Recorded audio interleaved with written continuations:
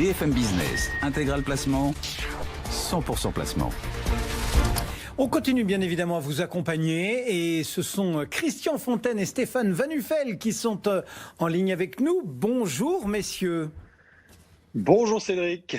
Stéphane Van Nuffel pour Net Investissement, Christian Fontaine, le rédacteur en chef au Revenu. Merci à tous les deux d'être en ligne avec nous. On va se pencher un petit peu sur la bourse parce que c'est vrai qu'on est autour des 4005. Jean-Louis Cussac rappelait en début d'émission toute l'importance qu'avait ce seuil des 4500 points. Est-ce que c'est finalement le moment d'acheter aujourd'hui, Christian ? Alors Cédric, on peut commencer à acheter avec discernement et chaque mot... Pourquoi commencer à acheter? Parce que les marchés peuvent repasser sous le seuil, je dirais, psychologique des 4000 points, avec discernement, parce qu'il ne faut sans doute pas acheter l'ensemble de la cote, mais sans doute uniquement les valeurs ou les secteurs qui sont les moins touchés par la crise, distribution alimentaire, une partie du secteur de la santé. Mais le message que je voudrais faire passer sur votre antenne ce matin, c'est un message de relatif optimisme. En tout cas, oui, on peut commencer à acheter. C'est vrai qu'il y a de nombreuses raisons qui poussent à se positionner sur le marché, les valorisations raisonnables, le fait que les dividendes aujourd'hui sont supérieurs à des actions, rapportent plus que les obligations. Il y a peu d'alternatives. Vous savez, sur le long terme, on voit bien que aujourd'hui, le placement en action est clairement celui qui a le plus de potentiel. On pourrait continuer à égrener donc alors les atouts de la bourse par rapport aux autres placements. C'est vrai qu'il est plus liquide, ils sont moins taxés. Je pense qu'il faut être aussi faire preuve d'humilité. Personne ne sait où sera le niveau du CAC 40 à la fin de l'année, mais commencer à se repositionner sur la bourse si on dispose de liquidités et qu'on peut se permettre de bloquer cet argent pendant 5 ou 6 ans, ce n'est pas forcément un mauvais plan que de revenir aujourd'hui lentement mais sûrement sur le marché. Même typologie de réponse, Stéphane, c'est le moment 4005 là de revenir sur le marché? C'est très difficile de vous répondre Cédric, d'abord parce que Jean-Louis Cussac, que je connais bien, parce qu'on est tous les deux bordelais, a une vision assez mathématique en fait de la gestion. C'est pas vraiment comme ça qu'il faut le voir. Je suis assez d'accord avec Christian, qu'on soit optimiste ou pessimiste. Il faut évidemment se poser la question de revenir sur les marchés. Je dirais plutôt comment revenir de façon progressive, c'est-à-dire restons humbles, Christian l'a dit. Il y a évidemment de l'optimisme dans tout ça. Est-ce que 4500 points est un point réellement d'entrée ou pas? Un point de rebond, Je ne suis pas du tout dans ce mode de gestion. Vous le savez, on fait de la gestion de patrimoine à long terme. Donc, je vous répondrai de deux façons. Un, évidemment, on peut revenir de façon progressive et de façon partielle. On ne remet pas tout ce qu'on a sur le rouge impair et passe aujourd'hui, parce que ça n'est absolument pas comme ça que fonctionnent les marchés. Et a fortiori, avec cette inertie et ce décalage qu'il va y avoir entre une crise sanitaire, une crise financière et éventuellement des conséquences économiques que les marchés ne peuvent pas forcément toujours bien maîtriser. Donc, comment on fait? On revient de façon progressive et raisonnée. Et deuxième chose, surtout, on essaie de réfléchir à son propre profil de risque et à la durée qu'on va donner à cet investissement. Que vous rentriez à 4005, à 4000 ou à 3005, ça dépendra de ce que vous visez comme objectif potentiel de sortie pour votre investissement. Je rentre à 4005 avec 5 ans devant moi pour viser du 4007, je serai gagnant. Si je rentre à 4005, j'ai que 6 mois devant moi et que dans 6 mois c'est à 4003, je suis perdant. Donc progressive, raisonnée et en s'adaptant véritablement à son profil de risque. D'accord, mais qu'est-ce qu'on achète en fait clairement aujourd'hui si on se dit le plus gros des turbulences est peut-être derrière nous, finalement au regard du parcours récent de l'indice, c'est peut-être un point d'entrée, mais pour acheter quoi, Stéphane? Vous savez, il y a souvent un débat et on se chamaille, entre guillemets, avec mon camarade Christian sur votre plateau régulièrement, sur le fameux débat gestion active et gestion passive. Donc la gestion, on va dire grosso modo, de tracker indiciel contre la gestion de gérants humains. C'est plus vraiment la question aujourd'hui. Je vous donnerai très concrètement deux conseils, parce que là, pour le coup, vous me connaissez, ce dont je vous parle, c'est ce que je dis à mes clients et ce que l'on conseille actuellement chez Net Investissement. Nous, on a deux façons de voir les choses. On n'est pas toujours très fan du tracker indiciel, même si ça pourrait avoir du sens aujourd'hui, beaucoup d'indices ayant quand même perdu beaucoup, même si le CAC 40 est encore à 4005 ou est revenu à 4005, il était beaucoup plus élevé il y a un trimestre. Donc, on pourrait très bien imaginer de façon très simple, avec des frais très réduits, partir sur cette optique. Ça n'est pas notre choix. Donc, je donnerai 2 conseils aujourd'hui en ce lundi matin. Premier conseil, on travaillerait plutôt sur des fonds structurés indiciels. Donc là, je laisse évidemment à nos auditeurs l'intérêt de prendre le temps de bien s'intéresser à cette typologie de produit. Qu'est-ce qu'a ce produit comme intérêt pour moi? Ce produit a la possibilité de finalement s'intégrer à la même réaction qu'aurait un indice, puisqu'il va se caler sur l'évolution d'un indice à la hausse, à la baisse. Il sera beaucoup moins efficace si l'indice remonte et re-explose parce qu'il s'agit d'un produit structuré avec un coupon fixé à l'avance si tout va bien. En revanche, l'avantage réel par rapport à un tracker classique dans le contexte un peu incertain actuel, c'est que si jamais ça part à la baisse encore sur une période même ponctuelle, il y aura une barrière en capital, en protection de capital. Donc évidemment, pour quelqu'un qui n'est pas un grand connaisseur, c'est intéressant. Deuxième conseil, évidemment plus que jamais, les fonds thématiques et les fonds thématiques qui seront, je n'aime pas le terme, mais les potentiels gagnants de cette crise. Il faut prendre ce mot gagnant avec des pincettes, évidemment, mais tous les fonds thématiques seront des fonds intéressants à suivre. Les nouvelles technologies, la santé, le sens qu'on donne à notre vie, la nutrition, tous ces fonds thématiques qui, bien évidemment, avaient déjà des critères ISR sont devenus très à la mode depuis quelques semaines. On les a toujours conseillés et on continue à vous dire c'est finalement ces fonds-là qui, dans leur propre structure, répondront le mieux à ce qui va se passer demain une fois que tout ça sera passé. Christian, votre suggestion sur la typologie des supports qu'on doit aujourd'hui consacrer et sur lesquels on doit revenir si on décide de faire son retour ou amplifier son investissement boursier? Alors, des conseils pratiques un peu différents de ceux de Stéphane. J'aurais tendance à recommander à vos auditeurs d'aller sur des trackers, donc des fonds indiciels cotés, mais pas n'importe lesquels, les trackers ESG. En période d'incertitude comme aujourd'hui, il faut souvent revenir un peu à la réalité. On est dans le socialement responsable, comme on dit. ESG, c'est environnement, social et gouvernance. Hein. Tout à fait, Cédric. Et en période de crise comme aujourd'hui, où il y a peu de certitudes, il faut revenir un petit peu à la réalité des chiffres. Au premier semestre, quels sont les fonds, au premier trimestre, quels sont les fonds qui ont collecté? Les fonds qui ont collecté, ce sont les trackers ESG, donc qui respectent des critères environnementaux, sociaux et de gouvernance.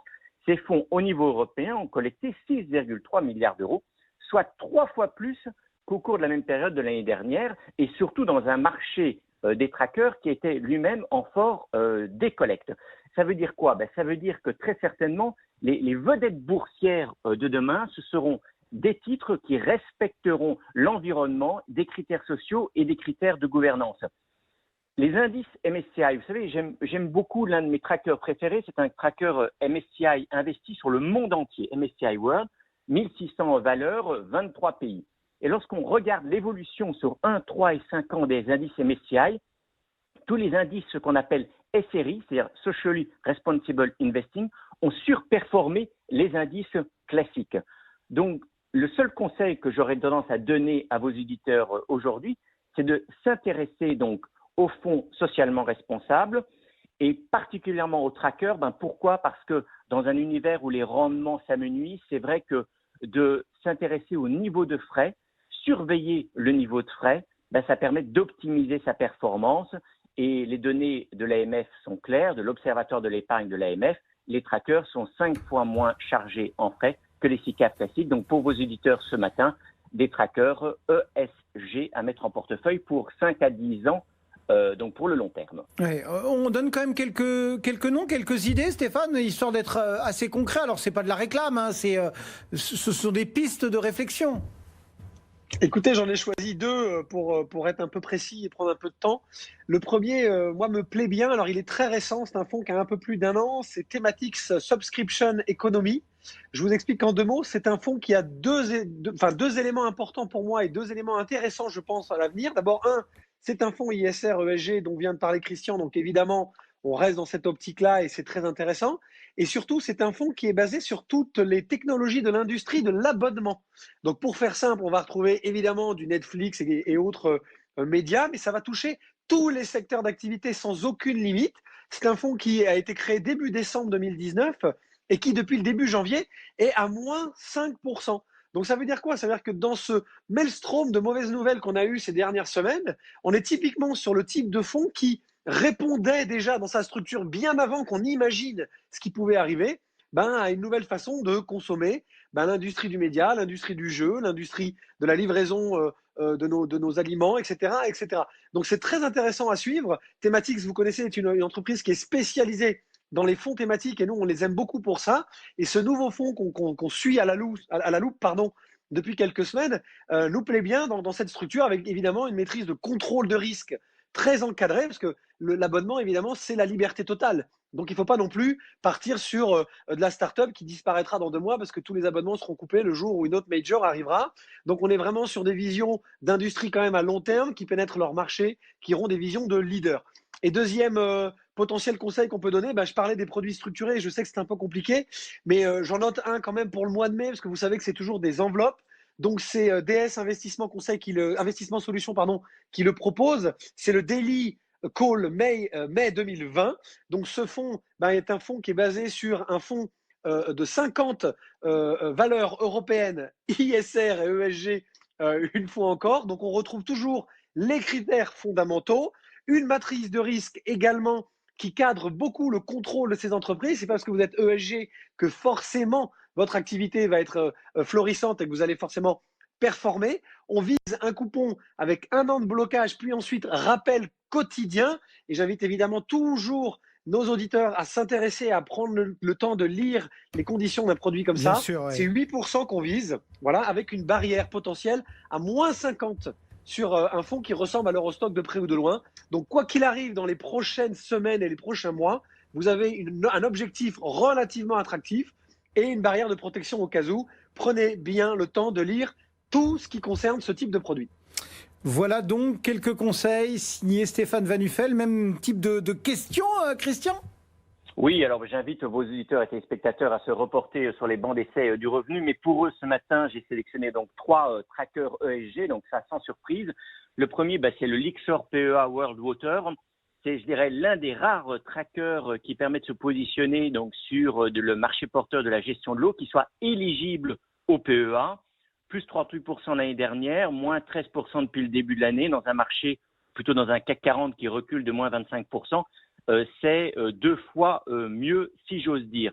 Deuxième tracker, Amundi Index MSCI World SRI, qui a la double caractéristique d'exclure des secteurs d'activité controversés, donc armes, tabac, alcool, OGM, et de plafonner l'exposition à chaque valeur à 5% maximum, ce qui fait que cela réduit la volatilité.